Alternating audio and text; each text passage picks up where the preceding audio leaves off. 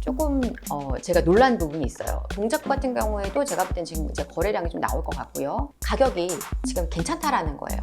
매력 있다라는 거예요. 바닥에서 탄탄하게 수요가 쨍쨍하게 시세를 받쳐주면서 움직이고 있다.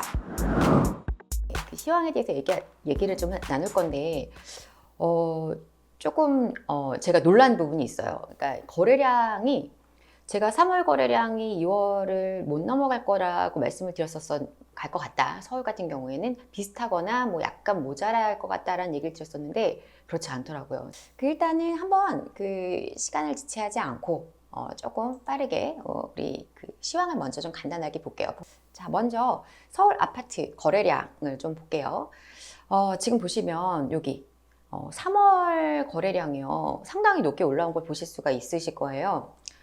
지금 이 상황을 보시면 지금 4월 이제 오늘 4일이잖아요. 그러니까 4월 4일이니까 4월 한 달 동안 이 거래량을 계속 채울 거란 얘기예요. 그러면 3월 달에 벌써 2,000건 가까이 들어온 상태이기 때문에 제가 볼 때는 2월은 훌쩍 넘어가지 않을까. 저의 예상은 그렇습니다. 그래서 2월은 넘기고 2월의 거래량 2,500건 정도는 넘어가지 않을까. 조금 욕심을 낸다면 3,000건 가까이도 한번 기대해 볼 수 있지 않을까. 뭐 이렇게 생각이 되고요. 3,000건까지는 아니더라도 2,500건은 넘어갈 것 같아요. 무조건. 그래서 2월 거래를 저는 이제 뭐 약간 모자라거나 비슷하게 움직일 거라고 생각했는데 그보다 훨씬 더 많은 거래가 나온 것 같다. 이렇게 좀 정리를 해볼 수 있을 것 같고요. 이제 구별 거래량을 제가 잠깐 보여드리려고 한데 이유가 있어요. 이거는 요거를 좀 볼게요.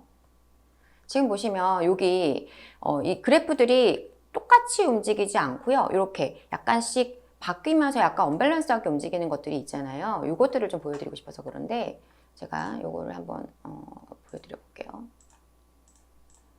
지금 보시면 거래가 지금 기본적으로 많은 곳들은 강남, 강동, 그리고 송파권들이 계속 거래가 많았고요. 좀 이제 이례적으로 좀 눈에 들어오는 게 강서, 그리고 이제 북구가 최근 들어서 거래량이 좀 늘기 시작을 했어요. 거래가 잘 안 나왔던 지역들이죠. 그리고 이제 뭐 관악구라든가, 그리고 구로가 또 약진을 하고 거래가 좀 많이 나오기 시작을 했고요.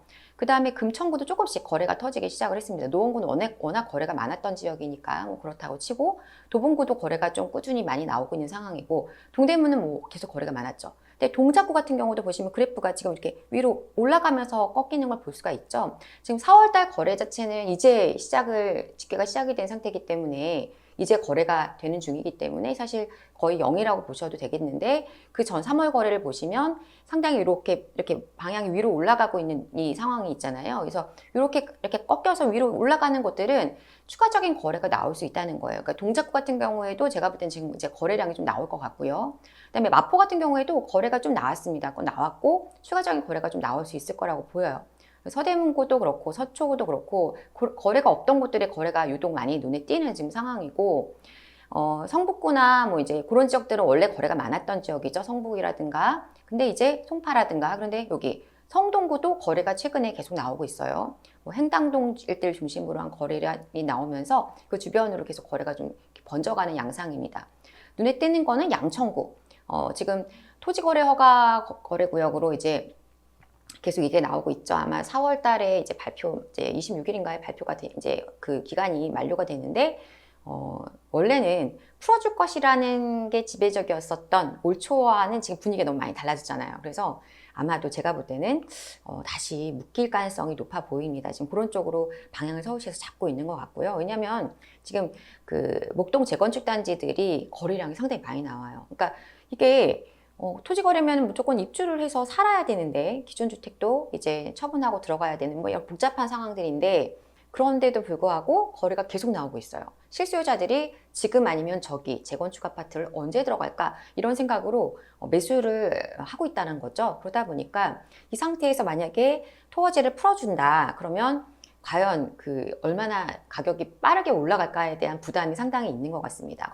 더군다나 여의도도 지금 같이 묶여 있죠. 그래서 여의도 같은 경우에도 오세훈 시장이 워낙 많은 지금 개발 이슈들을 계속 터트리는 중이잖아요. 제가 조감세운이라고 말씀드릴 만큼 조감도를 계속 뿌리고 있어요. 그러다 보니까 서울시 중에서도 특히 여의도 같은 경우에는 굉장히 이제 개발에 대한 기대감이 높아지면서 재건축들이 지금 빠르게 신속통합계획으로 해서 진행을 빨리 하고 있는 상황이고, 이러다 보니까 만약에 풀어주게 되면 거기도 굉장히 가격이 급등할 가능성이 높고, 그래서 아마도 풀지는 않을 것 같다라고 생각은 됩니다.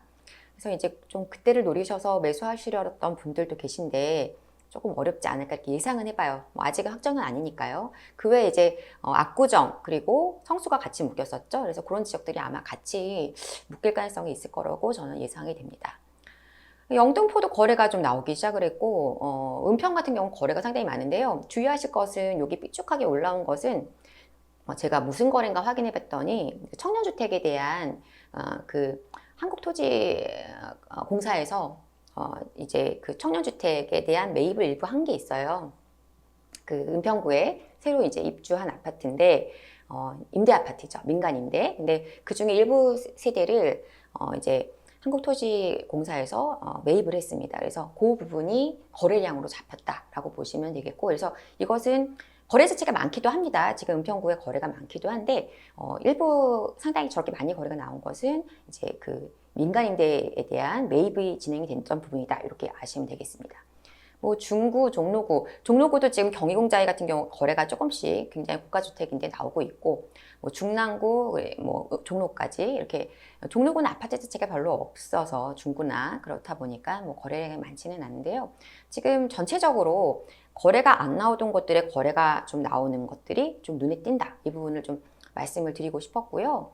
자, 그 다음에 또 다른 경기도를 한번 가볼게요. 경기도. 여기도 이제 보시면 거래량이 지금 3월 거래가 상당히 많이 나온 걸 볼 수 있죠. 그러니까 제가 놀란 게 인천, 경기, 서울의 그래프가 굉장히 유사하게 보여요. 이 거래량을 보면, 총 거래량을 보면. 그래서 경기 같은 경우에도 거래량이 상당히 많고, 그 구별, 그 시별 거래량을 보시면, 지금 이렇게 약간씩 엉켜서 나오는 곳들이 있죠. 이런 것들을 우리가 좀 잘 보실 필요가 있는데, 뭐 수원이라든가 성남 이런 것들은 일찌감치 거래량이 많았던 것이고, 부천도 지금 거래량이 상당히 많습니다. 부천 거래량 상당히 많고, 용인은 원래 거래가 많았죠. 안산도 거래가 많았고, 안양도 지금 만양구가 아니라 동안구 쪽에 거래량이 나오기 시작을 했어요. 그래서 이제 뭐 샛별 한양이라든가 이런 아파트들 거래가 좀 나오고 이런 상황이고요. 평택도 실수요자들이 되게 집을 계속 담고 있어요. 그래서 거래가 많고, 시흥, 평택, 시흥 이런 곳들이 지금 뒤에 가서 거래량이 많이 터지고 있는 곳들입니다. 화성은 원래 거래가 많았죠. 그리고 이제 군포도 거래가 좀 많고, 광주 이제 그 사실은 조그만 어떤 시고, 그다음에 인구가 많지 않은 도시고 아파트도 많지 않은데 거래가 꽤 많이 나오고 있어요. 김포는 거래가 상당히 많이 나오고 있습니다. 상당히 많이 나오고 있어요.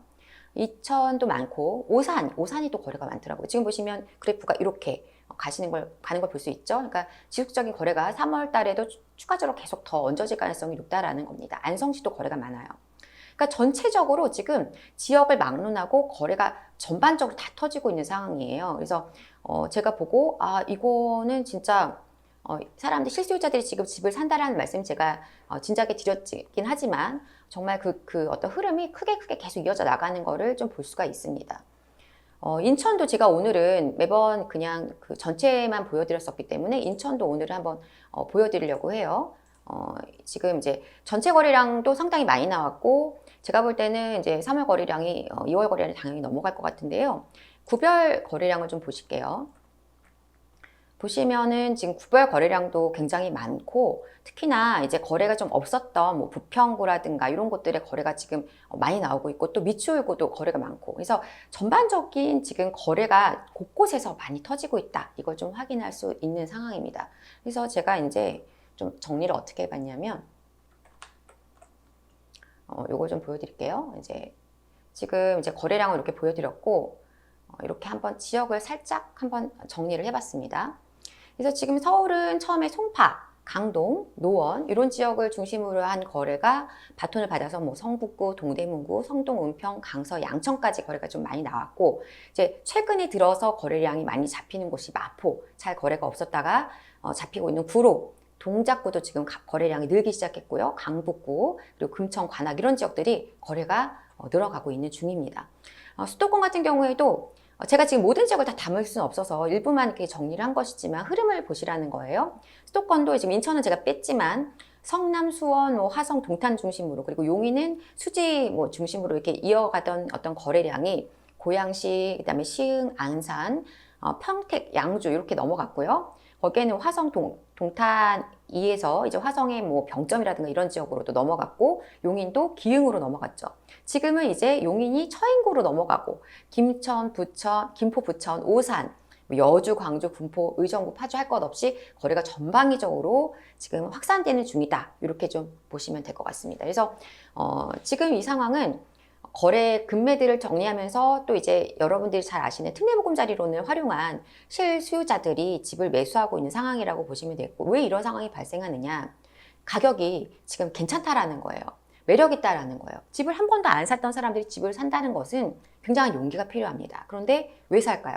이 가격대에 또 올까? 내가 2년, 3년 전에 했던 실수를 또 반복하면 안 되겠다. 지금 이 가격이라면 다시 그때 2년 전으로 돌아갈 수 있다라는 것이니 지금은 한번 매수해 볼만 하구나. 이렇게 판단하시는 분들이 지금 매수 수요에 가담하고 있다라는 것이죠. 자, 오늘 기사에 보니까 제가 이번 시장 특징에 대해서 지난번에 벌써 이제 실수요자들이 담는 시장이라고 말씀을 드렸죠. 잠시만 물 좀 마실게요. 목이 좀 깔깔한 소리가 자꾸 나와서 네, 괜찮으시죠? 네. 자, 무주택자 3, 40대가 집을 지금 사려고 한다라는 내용인데요. 생애 첫 주택 구입이 40%, 매스타 중에 40%라는 거예요. 9년 만에 최고라는 겁니다. 그러니까 지금은 실수요자들이 집을 담고 있다라는 거고요. 지금 생애 최초 주택을 화성시에서 가장 많이 사고 있고, 그 다음에 시흥, 그 다음에 고향 덕양구 이제 뭐 그 삼송이라든가 또 저쪽에 뭐 덕은지구라든가 향동지구 이런 지역들 아파트들 말하는 거겠죠. 그리고 거기 더해서 이제 뭐 행신동 일대 아파트라든가 화정 여기도 다 덕양구로 들어가죠.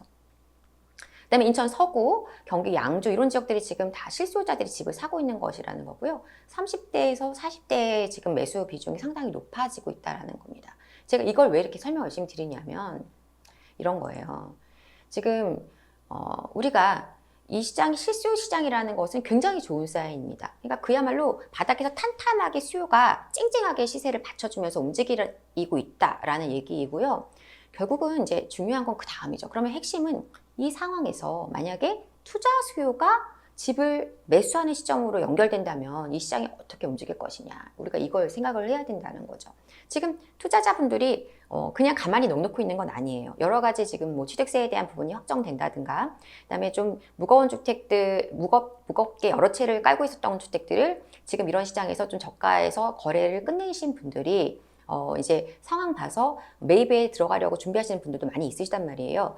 그리고 실제로 지금 그런 것들 때문에 상담 오시는 분들 상당히 많습니다. 주택을 좀 처분해서 한 채를 좀 다른 걸로 갈아타게 하고 싶다 이런 분들 많이 있으시거든요. 그러니까 대기자가 있으신 거예요. 투자자 분 중에서. 그러면 그분들이 과연 이러한 시장의 움직임이 좀 명확해지고 이제 저가 거래들이 소진이 된 상황에서 만약에 매수 가담을 하게 된다면 과연 어떻게 되겠냐는 거죠. 우리가 그거를 한번 생각해 볼 필요가 있다. 이 얘기를 좀 드리고 싶었습니다.